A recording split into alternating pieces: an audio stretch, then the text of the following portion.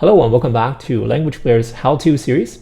In this video, I'll explain to you how you can customize your annotated text and how to toggle pinyin or phonetics on and off, definitions on and off, and how to change between simplified and traditional characters, etc. How to customize the look of the annotated text. Let's get started. Again, annotated text include, for example, the text that's interactive in the video's transcript.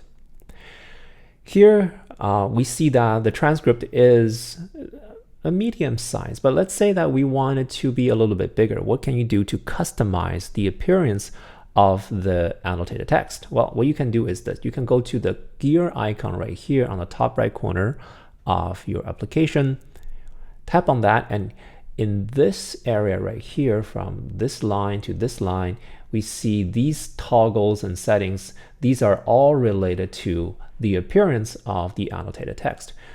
Here's a sample of the annotated text for your convenience, for your reference. For example, I can drag this bar to make it a little bit bigger or a little bit smaller. And as you can see, as you drag, the settings are saved live. These settings are then synced to the server and will sync to all your devices. For example, if you're viewing this on a phone, if you change the text to be bigger, and then you go back to your computer, the text is bigger there as well. So your settings are synced across your devices this way. So when you see the green pop up, that means your setting is being synced to the server. All right. So other than adjusting the size of the text, you can also turn phonetics, in this case Chinese pinyin, on or off. You can turn on phonetics, off phonetics, and on phonetics. Right? You can also choose to show the definition above the word. For example, here, if you choose to turn on show definition, then for each word you have the Chinese, you have the definition of the word right on top. For Chinese, you can also opt to use traditional characters rather than simplified, right? So simplified, traditional. You can also choose to show the translation below the text or not. For example, if you turn this off, then the translation line is off.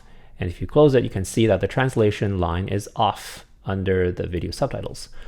But if you choose to turn it back on, then as you can see, the translation line is on in the preview as well as under the video subtitles. So that is translation off or on. Another option is to show gloss for saved. Gloss simply means the meaning of a given word. So if you turn this on, let me give you an example. For example, let's tap on the word 大家 and then let's save it. So as soon as you save it, as you can see, we have a quick definition of the word next to the word you have saved. So this is what I call quick gloss. Right? So if you go back to the settings, if you turn this on, this gloss will be shown, but if you turn it off, then the gloss will be hidden. Another option is auto pronounce. Auto pronounce means if you tap on the word, it will automatically pronounce the word. 大家 Right?